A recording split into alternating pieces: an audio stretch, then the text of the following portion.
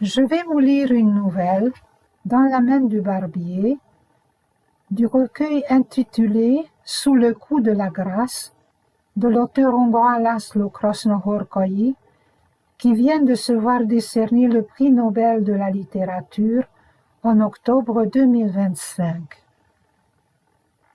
Déterminer l'ampleur du coup à asséner, car on ne pouvait tout de même pas le qualifier de professionnel, évaluer la force de frappe requise pour ne pas devoir s'y reprendre à deux fois, puis à l'instant décisif, vaincre la tentation soudaine si pressante de céder à l'horreur instinctive ou à l'échec grotesque s'était avéré plus difficile que tout le reste. De sorte qu'au lieu d'étudier le terrain et de préméditer chaque détail crucial, il passa les derniers jours à imaginer l'élan nécessaire au succès de son geste, dans un état d'hébétude si complet que le temps semblait s'être suspendu, alors que sans cesse en butte à d'involontaires sursauts de frayeur, il devait composer avec les tressaillements intermittents de son épaule et de son bras gauche, lesquels l'exposaient au risque qu'un compagnon de beuverie occasionnel, sans se douter, bien sûr, de rien de précis, finit cependant par soupçonner quelque chose. N'empêche, il se sentait incapable de prendre tant de précautions. Pire, à mesure qu'approchait la nuit dont la date fixée sans motif bien précis avait été ajournée 2 fois déjà, suite à des cuites impromptues, depuis que, pour un appartement de 40 mètres carrés et sous couvert d'une rente viagère, le vieux Tchonko, ou comme il se faisait appeler par les gamins, les serveurs et autres ivrognes de son âge, le père Béla, avait réussi à obtenir une somme rondelette, ainsi qu'il le rabâchait au tambour. 85 000 en espèces. Avec un tel magot à mon âge, je vous prie de croire que, ridicule ou non, je le glisse sous mon oreiller pour dormir dessus et que d'un œil encore, il savait en toute certitude que rien ne pressait, que le temps jouait en sa faveur, car au fond, peu importait que ce fût pour aujourd'hui, pour demain ou le surlendemain, Simon s'était montré de plus en plus imprudent, au point de devenir peu à peu aussi vulnérable qu'une biche à l'échine brisée. Non content de hanter le tambour de l'ouverture à la fermeture, dès qu'il voyait le vieux Tchonka passer le seuil du bistrot, il se serrait pour lui ménager une place à ses côtés, avec ses derniers sous lui payer des frutsch qu'il déposait devant lui sans un mot de justification, une attitude évidemment si insolite en ce lieu que même le père Bélan, qui pourtant en avait vu d'autres, lui adressait en silence, histoire de passer outre à l'étonnement, un signe de tête solennel et martial. Comme protégé par cette vulnérabilité presque insolente, il eut beau se dévoiler encore et trahir aux yeux de tous son incapacité notoire à se séparer de sa future victime, c'est semble-t-il dans un royaume d'aveugles et non pas de voyants, qu'aveugle lui-même il se laissa entraîner tout droit vers la nuit qui approchait inéluctable, avec pour seule source de lumière, en ces ténèbres de plomb dont il sentait l'emprise écrasante, le rayonnement hypnotique des billets de banque. De cet aveuglement et de cette force sourde qui protégeait et animait Simon, Tchonka fut néanmoins la première et principale victime. Ne sachant trop comment lui témoigner sa reconnaissance rapport aux nombreux frutsch offerts jour après jour, voilà qu'un jeudi soir après la fermeture, il prit l'initiative de l'inviter à monter chez lui, et tandis que débinant les piquettes infectes conservées au bistrot, le vieux vantait volubile le Riesling de Badajoz, acquis par ses soins. « Tu m'en diras des nouvelles, fiston, c'est même à se demander où va le monde. » Simon, qui le suivait dans la cage d'escalier, non sans un embarras un peu fin, serrait de plus en plus convulsivement, comme s'il rajustait sur sa poitrine des pans froissés de sa gabardine marron, la courte mais massive barre de fer. Quant à savoir où allait le monde, Il n'eut pas, cette fois-là du moins, à l'occasion de l'apprendre, car à peine entré dans la cuisine, alors que Tchonka lui tournait le dos pour servir 2 petits verres de vin, Simon s'approcha à pas de loup et sans la moindre hésitation fondit sur lui. Comme animé d'une volonté propre, le coup, dont l'audace infernale contrebalançait la détermination éperdue, matinée de faiblesse torpide, partit dans une grande violence, puis s'atténua en bout de course, tout juste assez puissant pour satisfaire ses desseins meurtriers. Le corps, seule possession de Tchonka à ses derniers éclats de regard, tressaillit un peu, sa nuque velue se couvrit aussitôt de sang, ses mains tentèrent encore convulsivement de se raccrocher au vide, un gémissement stupéfait d'une tristesse infinie s'exhala de l'estomac, de la gorge, de la bouche. « Hein? Qu'est-ce que... » Et le temps que meurt l'écho du fracas des verres et de la bouteille contre le carrelage de la cuisine, il s'effondra à son tour, à peine plus bruyant que le battement d'ailes d'un oiseau égaré dans notre chambre, à l'instant de retrouver l'air libre par la fenêtre ouverte. Le craquement du crâne, sa seule appréhension, pour lui qui ne redoutait ni le cadavre de Tchonka, ni un imprévisible accès de pitié, ne lui parut pas en fin de compte si insupportable que ça. Seule l'oppressait peut-être la douleur aiguë qui lui vrilla la nuque au même moment. Ainsi, quand il comprit que sa victime ne bougerait plus dans cette flaque de sang et de vin mêlés, il baissa lentement sa main gauche encore en l'air, sortit de la cuisine à reculons et, s'adossant à la porte d'entrée, relâcha l'air contenu dans ses poumons prêt à éclater, le peu d'air auquel Tchonka aurait pu se raccrocher un instant plus tôt. Comme il avait tout lieu de croire en ce silence lancinant que le magot se terrait dans le lit du vieux, sa consternation ne connut plus de borne à l'instant précis où, après avoir enjambé, le cœur battant la chamade, l'obstacle abominable, puis ravagé avec toujours plus d'impatience et de fureur, les oreillers, les édredons et le matelas de ce sombre lieu sordide qui tenait moins d'une chambre que d'un bouge, et s'aperçut de son erreur. Une cuisante bouffée de chaleur l'envahit, la douleur qui lui taraudait la nuque loin de s'apaiser, faillit lui rompre la tête, et l'espace d'un moment il sentit que s'il s'enfuyait à toutes jambes, loin de la chambre, de la cuisine, de l'immeuble, il avait encore une chance de se tirer d'affaire. Or tout cela ne le mena qu'à l'un des placards qu'il fouilla de fond en comble, mais là encore il resta bredouille. Il saccagea l'autre, sans rien découvrir d'autre qu'une petite boîte à boutons de manchettes parmi des piles de chemises, des gilets et des sous-vêtements élimés. C'en était trop. En butte au fiasco, il perdit tout à coup la tête et, frénétique, dévasta la chambre. Il arracha les rideaux et les tringles. Il renversa sur le plancher le menu fatras que contenaient les tiroirs de la table, éloigna du mur les armoires, puis, hors d'haleine, inquiet des ravages et du vacarme qu'il venait de causer, se figea, retint son souffle et tendit l'oreille. Entendait-il au dehors des bruits de pas? S'exhortant à plus de modération.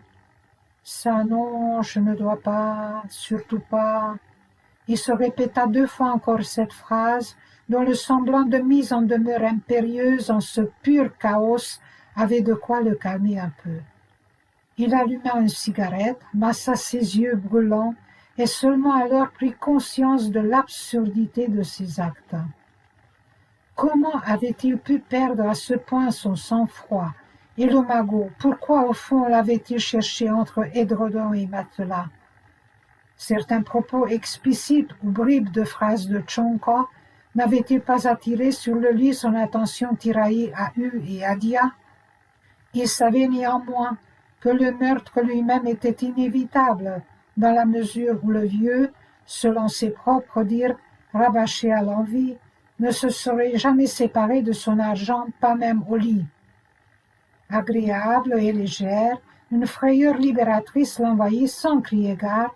Reconnaître son erreur suscita en lui un soulagement profond, et dès lors il ne s'affola plus, ne se hâta plus, tant il lui sembla qu'il avait le temps, qu'il discernait même, ou presque, un renflement dans la poche de Tchonka, et que trouver tout de suite, dès l'essai suivant, les billets de banque sans doute emballés dans du papier kraft, ne relevait pas non plus de l'impossible, si bien qu'il n'aurait plus ensuite qu'à orchestrer sa fuite et décider avec minutie, bon sens et circonspection, parer à toutes les éventualités, quand et comment quitter la ville. Adossé à la porte, il marqua une pause sur le seuil de la cuisine, et pour la première fois depuis qu'il lui avait fracassé le crâne, il jeta un regard sur le corps inerte. Il constata satisfait avec quel sang-froid il se tenait là, étonné lui-même de n'être saisi ni de compassion, ni par la peur qu'à tout instant on pût le prendre en flagrant délit. Il ne voulait pas se mentir à lui-même.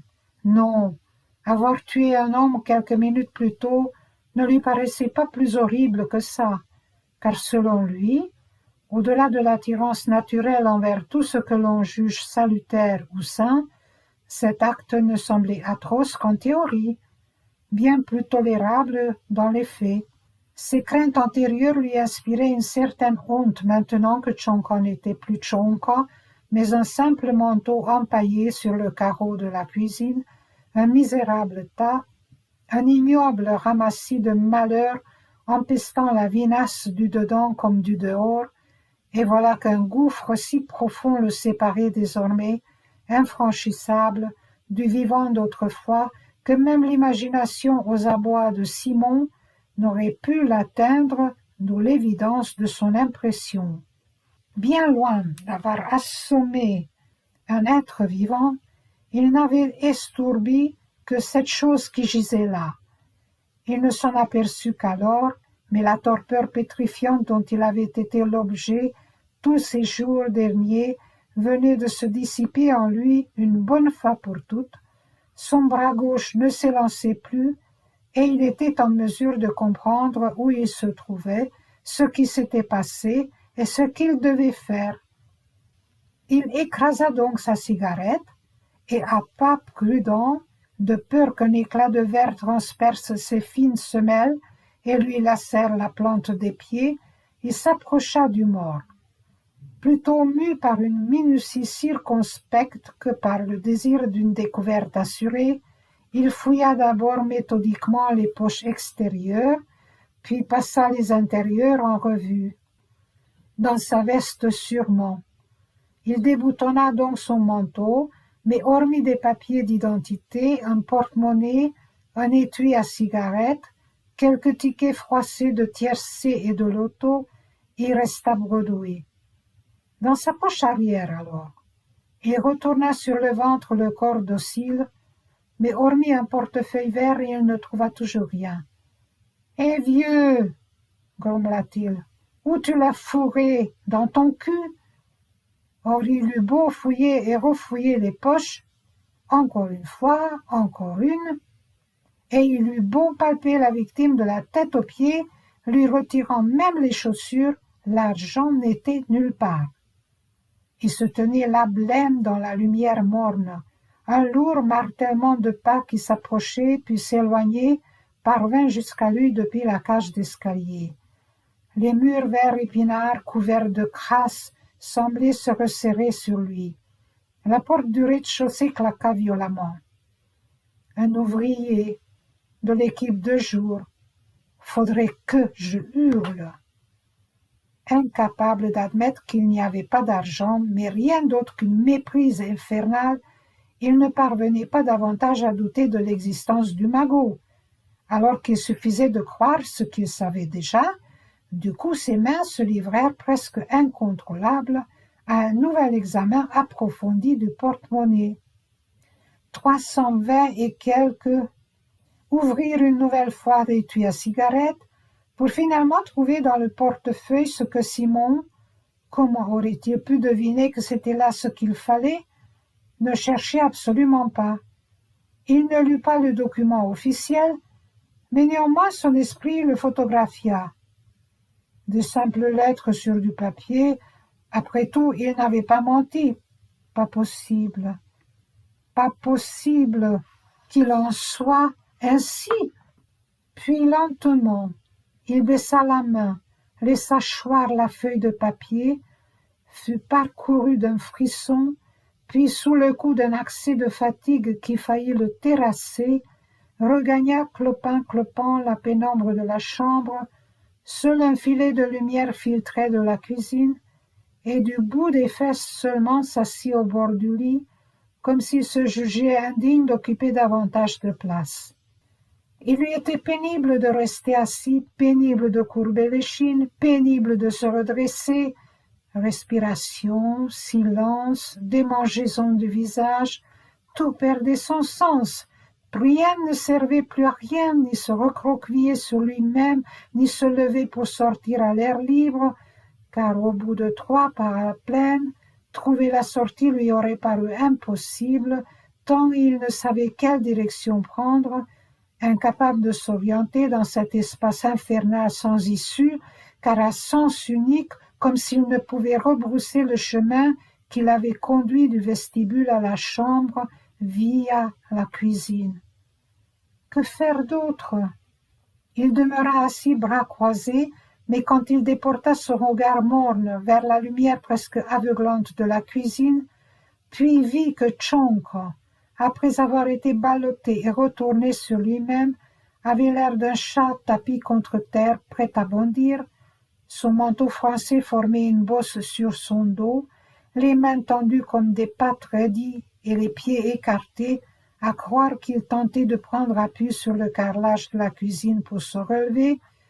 Simon repartit à la cuisine et, clignant des yeux à cause de l'afflux de lumière et des crampes qui lui vrillaient la nuque, essaya, sans trop savoir pourquoi, de remettre le cadavre dans sa position initiale.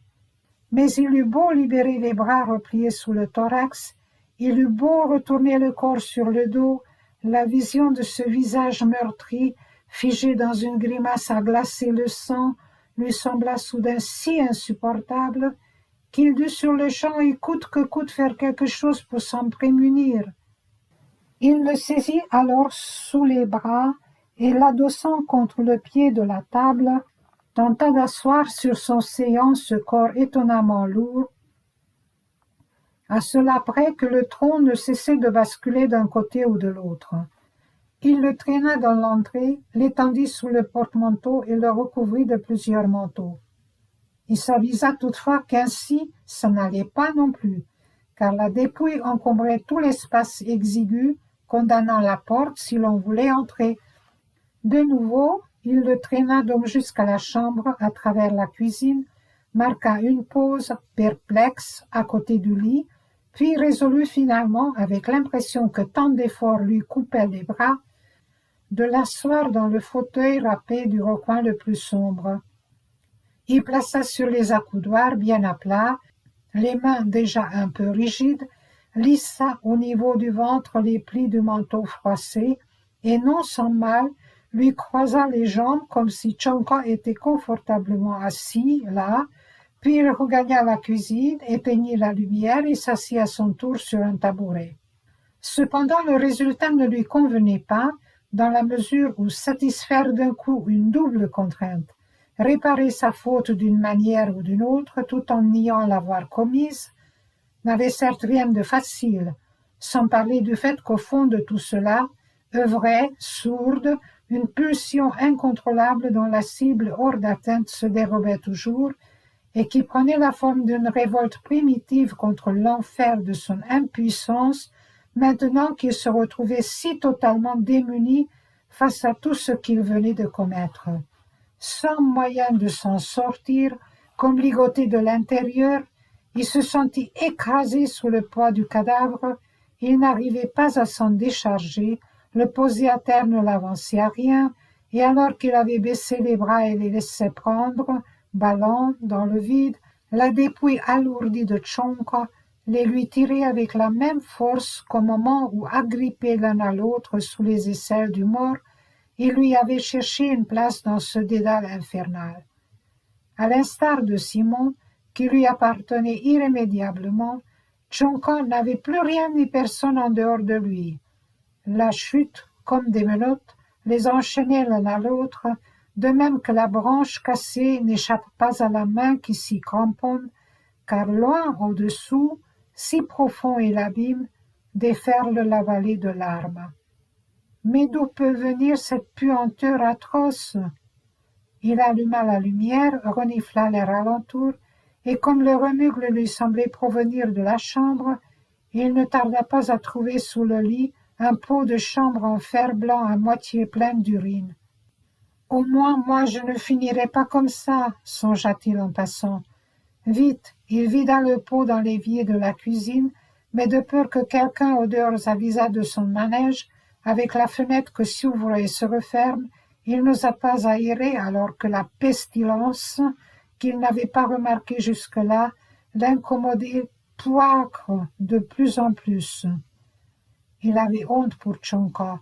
Il aurait aimé que le vieux, quand les policiers viendraient fouiller l'appartement, leur fît bonne impression, d'où l'envie qui lui prit de mettre de l'ordre et de laver la vaisselle crasseuse éparpillée çà et là.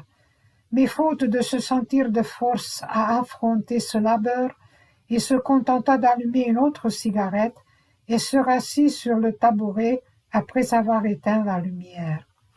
Le regard vide, il fixa les ténèbres un moment encore, ne prenant garde qu'à la migraine qui lui tenaillait le crâne, mais peu après, à l'instant de comprendre tout à coup pourquoi tout en ces lieux lui semblait si familier, la table bancale, le tabouret, les restes calcinés sur la cuisinière vétuste, le porte-manteau aux vêtements suspendus, le lit continuellement défait, le fauteuil, le tapis bon marché, il sentit que depuis des semaines, des mois, voire des années, depuis que le sol s'était dérobé sous ses pieds pour la première fois, il était voué, oui, voué à se retrouver là, dans ce misérable taudis, car de même que son être en fuite s'efforçait de préserver sa propre logique précaire, il songea qu'en être arrivé là, sans encombre, ne relevait certes pas du hasard,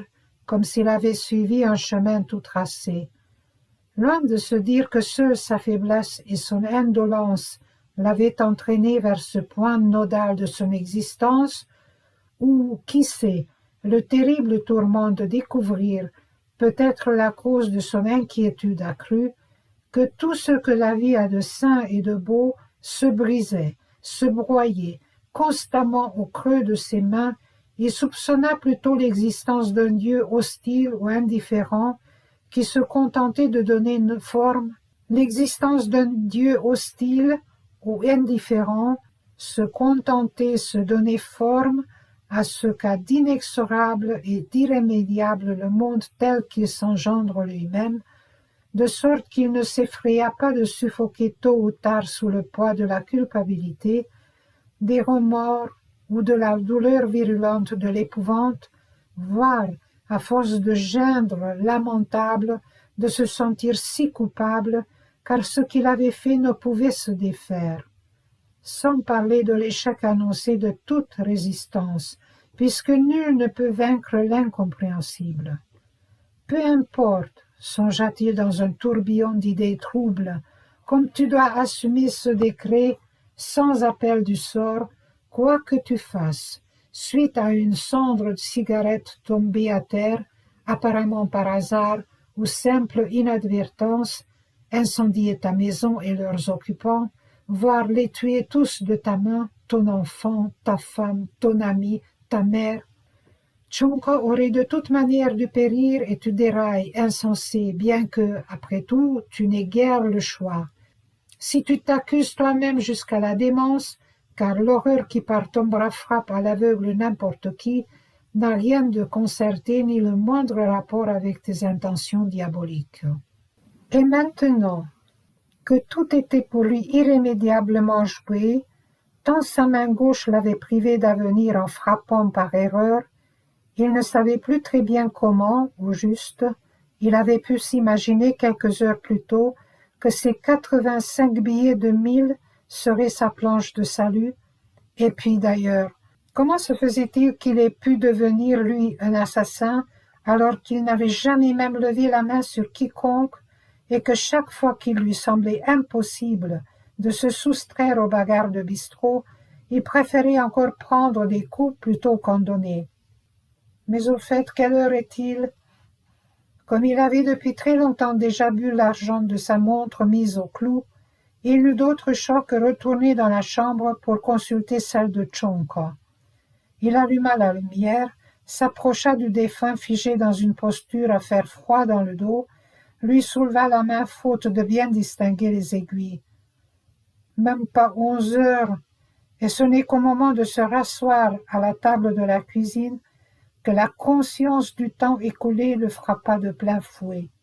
La peur qui l'envahit tout à coup le prit tellement de court qu'il ne reprit ses esprits que dans la rue déserte, sans même savoir, impossible de s'en souvenir, comment il y avait atterri. « J'ai laissé mes empreintes partout, de toute façon on me pendra. » Il bruinait, le vent d'avril lui fouettait, tiède mais vif, le visage, et de chaque côté de la rue, du fond des jardins et des cours, s'élevaient plaintifs, douloureux, des miaulements de chatons qui l'horrifiaient. Il alla d'un bistrot à un autre, mais comme même le dernier avait aussi fermé ses volets, il revint au tout premier et recommença son manège. Toute la nuit durant, il tourna en rond comme un lion en cage, car seule la marche apaisait quelque peu la peur qui ne le lâchait plus.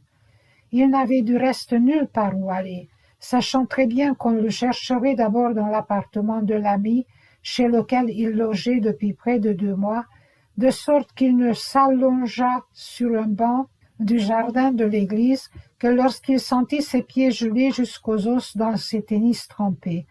Aussitôt, il sombra dans un sommeil de plomb, et bien qu'il parvint à dormir pendant au moins 2 heures, il eut l'impression qu'il venait à peine de fermer les yeux à l'instant où, les plissant, les paupières si lourdes, dans la lumière hostile du petit matin, le klaxon d'une voiture le tira brusquement du sommeil. Transi, il ne sentait plus ses pieds, ses dents claquaient, et une crampe lui nouait la région sensible des reins. Son mal de crâne toutefois avait perdu de son intensité, moins insupportable. Lancinante et sourde, la douleur n'irradiait plus vers les yeux. De peur d'être aperçu par le curé, qu'il connaissait de vue ou par quelqu'un du presbytère, il s'éclipsa rapidement par la porte du jardin, laissée ouverte en permanence, puis se mêla au flot lugubre des hommes qui partaient au travail, et il eut même la présence d'esprit de répondre au salut guilleré du livreur de lait au volant de son camion, en compagnie duquel il têtait la chopine plus souvent qu'à son tour, au fond d'un bouge qui n'avait jamais failli à son nom, la morve verte. S'il persistait à croire, dans l'agréable tiédeur de la lumière du jour, qu'il n'avait pas la moindre chance de s'en sortir, il ne put néanmoins s'empêcher de se demander quel chemin prendre pour quitter la ville. Et comme trouver dans sa poche le porte-monnaie de Tchonka lui parut un excellent présage, sa première action fut d'aller réchauffer ses membres engourdis en éclusant quelques rhums dans la première buvette ouverte de la place du marché. Par chance, car il n'aurait pas su quoi leur dire, il ne croisa aucune connaissance, ni là, ni en empruntant les rues qui menaient à la gare routière, si bien qu'il put prendre incognito le premier bus en partance pour l'arrière-pays, d'où il ne descendit qu'au terminus. Le village, dont il ignorait jusqu'au nom, était une minuscule bourgade endormie, silencieuse, au creux d'un vallon. Le brouillard couvrait encore presque entièrement les collines alentour. Turbulente et joyeuse, une troupe d'enfants encercla le bus duquel il venait de descendre, puis, tandis qu'il rebroussait chemin en direction de la ville, un grand silence cerna Simon de toutes parts. Hésitant, il regarda autour de lui et face à l'arrêt du bus découvrit une enseigne de bistrot. Il décida que tant qu'il ne serait pas complètement saoul, prêt à défaillir, il n'en bougerait pas et ne réfléchirait à rien. Mais dès le premier décilitre de rhum, plus corsé que celui qu'on servait en ville, la question de savoir ce qui était arrivé à Tchonka se mit à le tourmenter, et à la simple pensée que depuis qu'il l'avait laissé seul, il avait pu tomber du fauteuil, une bouffée de chaleur l'envahit. Bien malgré lui, tant la question lui semblait sans le moindre intérêt, tout le poussait à considérer de quelle manière il pourrait malgré tout s'en sortir, de sorte qu'incapable de résister à la tentation, il ne put s'empêcher de se raccrocher nerveusement à l'improbable idée que les soupçons ne se porteraient pas sur lui, mais par exemple sur les signataires du contrat viager de Tchonka. Quand bien même de sérieuses présomptions, il ne le sentait que trop bien peser contre lui. On retrouverait partout ses empreintes digitales, et au tambour comme ailleurs, nombreux seraient ceux qui attesteraient que Tchonka le connaissait, sans parler du fait que n'importe qui avait pu l'apercevoir quand celui-ci l'avait ramené chez lui, ou lorsque Simon s'était enfui de l'immeuble. Devant sa situation inextricable, il résolut d'arrêter de penser à quoi que ce fût. Seulement boire jusqu'à la nausée. Mais bientôt il se surprit à ruminer encore. Il devait changer d'apparence et trouver un travail dans un coin éloigné ou carrément fuir le pays et tout recommencer à zéro. De retour au comptoir pour d'autres verres de rhum, il réussit à affronter le regard soupçonneux de la patronne, lequel, d'ailleurs, s'adressait probablement moins à lui-même qu'à l'étranger qu'elle voyait en lui, mais il eut beau boire tous ses verres cul sec, il sentit qu'en aucun cas, ni d'aucune manière, il n'arriverait à se saouler. « Où se trouve ici le barbier ?» demanda-t-il, mais voyant que la femme l'ignorait, il haussa le ton. « Le barbier, première à droite, » répondit la patronne au visage hostile. Puis, après avoir échangé un regard de connivence avec l'unique client, un vieil homme au visage balafré, elle ajouta « Mais dépêchez-vous, hein !»« Pourquoi ça ?» demanda Simon, se tournant vers elle d'un air interrogateur. « Parce qu'on dirait bien que la police va venir vous cueillir incessamment sous peu, » s'esclaffa la femme d'un ton glapissant. Simon dut rassembler toutes ses forces pour trouver K1K à la sortie du bistrot, tant cette phrase équivoque l'avait ébranlé, au point d'ailleurs qu'elle le cinglait encore, telle une menace inattendue, quoique guère surprenante, lorsqu'il trouva le barbier et entra dans la boutique. À l'intérieur, sous un plafond étonnamment bas, taché par de récentes infiltrations d'eau, il vit que sur l'un des sièges destinés aux clients, face à un miroir légèrement de guingois, se tenait obèse un colosse, un mastodonte en slip et tricot de corps.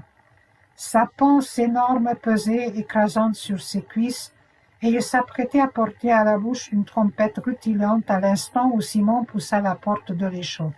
Sans souffler dedans, il ne la posa pourtant pas tout de suite, et tandis que Simon bredouillait « Mes cheveux, faudrait-les, je voudrais une coupe, si possible », et se contenta de toiser le nouveau venu, puis extirpa, posa l'instrument sur sa panse et d'un air renfrogné le tensa vertement. « La porte chez vous, ça existe donc pas ?» De plus en plus mal à l'aise, Simon fit en hâte volte-face sur lui-même et vit qu'il avait en effet laissé la porte ouverte, faute sans doute de l'avoir assez bien refermée derrière lui. Mais il échoua non moins à la deuxième tentative, si bien que pour parvenir à fermer cette porte gondolée, il dut lui donner un léger coup d'épaule. « Je suis fermé, » dit le barbier. « À cette heure, il n'y a pas de clients qui viennent. Il travaille au champ. » Mais alors que Simon se dirigeait vers la sortie tout en marmonnant quelque chose, il l'apostropha de nouveau. « Où allez-vous comme ça? Puisque vous êtes là, je peux vous les couper. C'est juste inhabituel à cette heure. » Il s'extirpa de son siège et, haletant, le pas mal assuré, avec la trompette qui disparaissait presque au creux de sa main énorme, il se traîna vers le fond de l'échoppe et disparut par l'entrebâillement de la porte qu'obstruait un simple rideau. La première pensée de Simon, il aurait eu beaucoup de mal à expliquer pourquoi, chez ce barbier aux allures de boucher, il décelait plus qu'une simple menace, fut de filer Fissa. Mais, reprenant quelque peu ses esprits, il jugea que son imagination aux abois se jouait de lui et décida finalement de rester. Face au miroir, il s'installa sur le siège manifestement fait maison, et pendant qu'il tentait de comprendre ce que le barbier et avec qui chuchotait derrière le rideau du fond, on dirait une femme, sa femme, il examina son apparence dans le miroir passablement crasseux. Ses cheveux en bataille, gras et clairsemés, avaient poussé jusqu'aux épaules, des mèches striaient son front bas. Il avait les yeux injectés de sang, la peau rêche et grêlée de rugosité, et ni sa barbe irrégulière, ni sa moustache peu fournie ne parvenaient à masquer, à droite du menton et sous le nez, des écorchures purulentes. Le premier flic aurait pu me cueillir, peu importe, bien sûr. On me pendra de toute manière.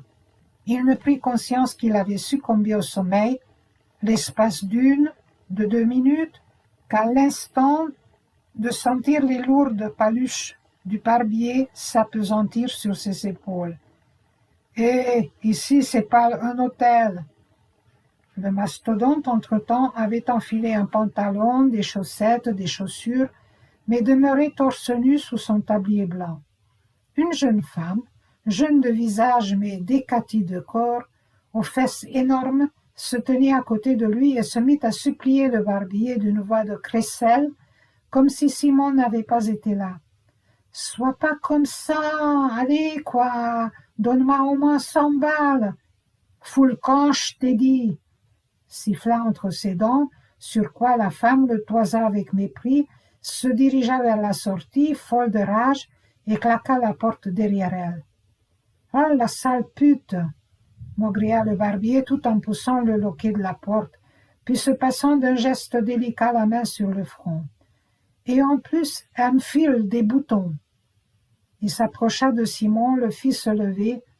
Tentation, balaya les cheveux éparpillés sur le linoléum, essuya le miroir avec un chiffon humide, puis rapporta de derrière le rideau un verre à eau à facettes et une bouteille de gnôle qu'il posa sur la table devant le miroir avant de dire « Bon, maintenant on peut y aller. Faut en tout de l'ordre et de la méthode. » Simon se rassit, puis lorsqu'il vit et entendit que le barbier faisait cliqueter les ciseaux au-dessus de sa tête, il prit penaud la parole. « J'aimerais aussi un shampoing, si c'est possible. »« À votre guise, » répondit le barbier. « Mais dans ce cas, va falloir patienter. Ici, l'eau chaude sort pas du mur. Faut la faire chauffer. » Il versa dans son verre 3 doigts de gnôle, le vida d'un trait, puis de rechef disparut derrière le rideau. Et pendant que Simon attendait son retour, peut-être parce qu'après ce long moment passé dans la touffeur de l'échoppe, il se sentait en sécurité pour la première fois, la chaleur, le silence, le parfum si particulier des lotions après rasage, des lacs et de la mousse à raser, lui plaisaient. Peut-être parce que le barbier irradiait de tout son être ce sentiment de sécurité, il s'aperçut qu'il allait être en proie à la même agitation et à la même incapacité d'obéir que le jour de sa prime enfance, où pour la première fois on l'avait conduit chez le barbier et qu'avec dévouement, quoique non sans effroi, sans résistance et sans larmes, il avait dû souffrir qu'on le dépossède de sa chevelure jusqu'alors restée intacte. « Et vous êtes d'où ?»« De la ville, je parie. »« Je me trompe ?» interrogea le barbier sans bonhomie aucune au moment de réapparaître avec une casserole d'eau fumante qu'il posa derrière le siège avant d'ajuster le crâne de Simon sur le plateau lave-tête en cuivre. « Non, » répondit-il paupières closes de peur que l'eau ne lui coule dans les yeux. à proximité immédiate de la puissance qui émanait du barbier, maintenant que celui-ci lui malaxait les cheveux avec ses grosses paluches rugueuses, Simon se relâcha complètement. Calé dans le siège, il ne serrait que ses mains jointes sur son ventre et se sentait à sa merci sans défense aucune. « Si vous saviez que je suis un assassin, vous me prendriez peut-être de vos propres mains derrière le rideau. Personne ne s'en rendrait compte. » Le barbier, qui haletait comme un soufflet de forge au-dessus de sa tête, lui rinça les cheveux une fois le shampoing fini, les enroula dans une serviette et dit « Essuyez-vous ». Ouvrant alors l'un des tiroirs de la table devant le miroir, il en sortit encore plusieurs ciseaux, les fit cliqueter l'un après l'autre en les mirant en pleine lumière, puis glissa 2 doigts dans les anneaux de l'un d'eux. « Alors, ça sera comment? Traditionnel? Sportif? » « Traditionnel, répondit Simon. « J'aurais dit pareil. Vu comme vos cheveux sont abîmés, court c'est mieux quand on coupe en brosse. » Tandis que le barbier s'était mis au travail, ciseaux dans une main et peigne dans l'autre, Simon sentit que le colosse attendait d'engager la conversation avec lui, et comme garder le silence lui eût paru pénible, voire périlleux, il montra les outils posés sur la table et dit « Je vois que vous avez de vieux rasoirs de qualité. » Mais la meilleure marque, dit le barbier, accompagnant ses paroles d'un signe de la tête en direction du local séparé par le rideau, des accents de fierté blessés dans la voix, la meilleure marque est là-bas, des Johnson. Johnson? S'étonna Simon. Comme les moteurs de bateau? Les ciseaux s'immobilisèrent dans la main du barbier. Il recula d'un pas et garda ses distances, signe aux yeux de Simon que quelque chose clochait. Vous moquez? Entendait-il dans son dos. Ah, du tout, se récria Simon en se tournant vers lui. Je voulais juste...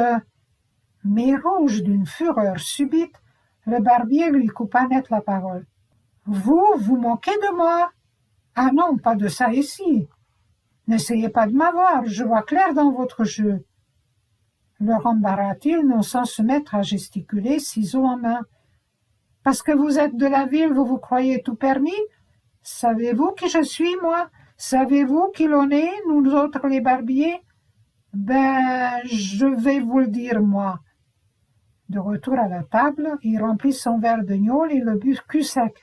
Il se redressa, fronça ses petits yeux porcins, éloignés l'un de l'autre et fit mine de ne pas voir Simon. Vous avez pour sûr jamais eu la Bible entre les mains. Vous avez pour sûr jamais eu la Bible entre les mains, sinon vous sauriez qu'on est dedans. Dès la parabole de Samson, et pas que, du début à la fin, parce que sans nous, savez-vous ce que vous et tous les autres deviendrez? Des bêtes hirsutes et poilues. Nous autres les barbiers, on est comme la police. Ce qu'on veut, nous, c'est l'ordre. Nous, l'orgueil, on le brise, le vôtre est celui de tous les autres. Compris? Simon opina terrifié. Non, mais parce qu'ici, il n'y aura pas d'autre Samson. Ici, il y aura l'ordre. Sa voix, à ces derniers mots, baissa d'un ton, et comme s'il avait tout à coup retrouvé ses esprits, il se racla la gorge d'un air un peu emprunté et se gratta le crâne. « M'en voulez pas pour ça, » ajouta-t-il radouci avant de reprendre sa place et son travail, à même la tête de Simon qui n'osait broncher. « Mais pourquoi vous moquez? Le client, c'est le client, je dis pas. Mais il faut pas se moquer. Le curé non plus, il n'ose pas mettre les pieds ici. Parce qu'à lui aussi, je l'ai dit.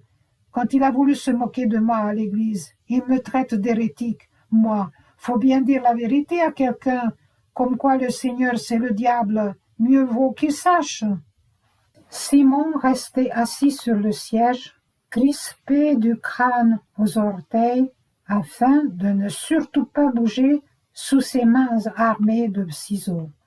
Et quand bien même quelque chose, il le savait, ne tournait pas rond dans l'esprit du barbier, à moins qu'il ne fût complètement fou, ce sermon braillard et confus l'ébranla au plus profond de son être.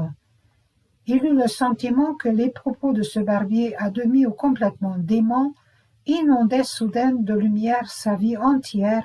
Il lui sembla que du fait de cette rencontre épouvantable, il ouvrait enfin les yeux et comprenait exactement, quand bien même mettre des mots dessus lui semblait difficile, tout ce dont il avait jusqu'ici été la victime idiote. Sans mot dire, acquiesçant de temps à autre, d'un hochement léger, histoire d'éviter tout risque d'attiser à nouveau, fût-ce malgré lui la colère du colosse, il l'écoutait, attentif, et bien qu'une voix intérieure de mauvais augure lui susurrât par à coup de prendre la fuite, à l'instant même, il n'osait ni broncher ni sauter sur ses pieds. Les ciseaux ferraillaient pourtant toujours plus furieusement autour de sa tête, alors que d'une voix toujours plus étouffée, le barbier maugréait, presque incohérent, contre quelqu'un ou quelque chose, de sorte qu'au moins en imagination, Simon s'efforça de s'enfuir par la porte du salon, s'imaginant courir à travers la grande rue, déserte, puis bifurquer au premier tournant venu et quitter le village en toute hâte. Les barbiers, les flics, les profs, ma mère, songea-t-il, crispé de tout son corps, les bouchers, les épiciers, les gargotiers, les ouvreuses, les tailleurs, les prêtres, les maçons. Je suis passé de l'autre côté. Il comprit que toute tentative de résistance serait vaine. Ordre des choses qui lui étaient de toute manière hostiles, il n'avait fait par ce crime que sceller son destin, car cet ordre qui orchestre la puissance invincible de l'irrévocabilité consume sans merci quiconque en reste à l'amertume de ne pouvoir se dominer, se réinventer, mourir et renaître soi-même. Il ne s'aperçut même pas que le colosse venait déposer les ciseaux sans un bruit, pas plus qu'il ne l'entendit marmonner, la mine déconfite.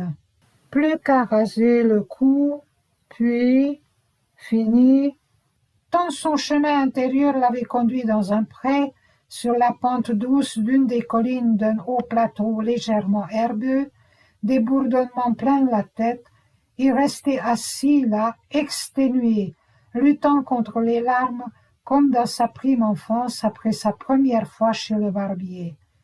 Car désormais, il ne doutait plus de n'être lui qu'un petit rien du tout, qu'un infime lambeau de néant, rien qu'un grain de poussière qu'un seul pas de Dieu avait balayé au passage et jeté de côté dans l'ornière d'un incommensurable sentier de montagne, et tandis qu'il songeait, pétrifié d'horreur, au nombre de pas qui lui restaient encore à franchir jusqu'au sommet si haut, sans se douter que là-bas au fond, derrière le rideau, le colosse venait d'ouvrir, les mains tremblantes, un étui en cuir sombre, et les yeux traversés d'éclairs, examinait à présent dans un ray de lumière le terrible fil du rasoir Johnson. Il bredouilla. Quoi? Qu'est-ce que... oubliant même que tels avaient été les derniers mots du père Bela.